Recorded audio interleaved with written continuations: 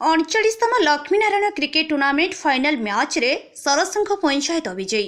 सौर ब्लॉक निश्चिंतपुर पंचायत हेंसगुड़ा पड़िया Laxminarayan cricket club आनुकूल्य 39तम panchayat स्तरीय क्रिकेट कप टूर्नामेंट उद्यापित हो जाइछि। आजिर फाइनल सरसंघ पंचायत बनाम श्यामसुंदरपुर पंचायत मध्य अनुष्ठित होइथिला। 20 ओभर विशिष्ट मैच रे सरसंघ पंचायत टॉस जीति प्रथमे बैटिंग करी 18.5 ओभर रे समस्त विकेट हरई 211 रन संग्रह करथिला। जवाब रे श्यामसुंदरपुर पार्टनर 15.3 ओभर रे आवश्यक 212 रन करी लक्ष्मीनारायण कप 2025 विजेता होइथिला। Rajesh Kumar Mohapatra man of the tournament विवेचित करा जायथिला।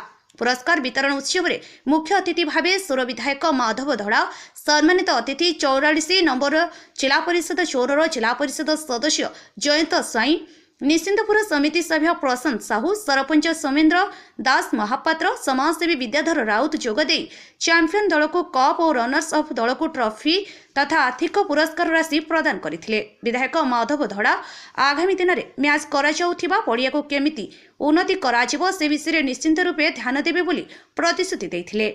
एही मैच को अंपायर हिमांशु बारिक एवं राजेश जेना परिचालना करथिले।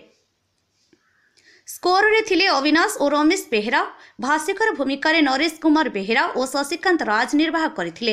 एही लक्ष्मीनारायण क्लब रो सभापति हरिशंकर जेना एवं संपादक मनोज पंडांक समेत जगदीश राउत, तापस जेना, रूपेश राउत, मानस राउत, ज्योति प्रकाश सुधांशु, रमेश राउत, सरोज प्रमुख सदस्य माने परिचालन रे सहयोग करथिले। शेष रे क्लब रो उपसभापति हिमांशु बारिक धन्यवाद अर्पण करथिले।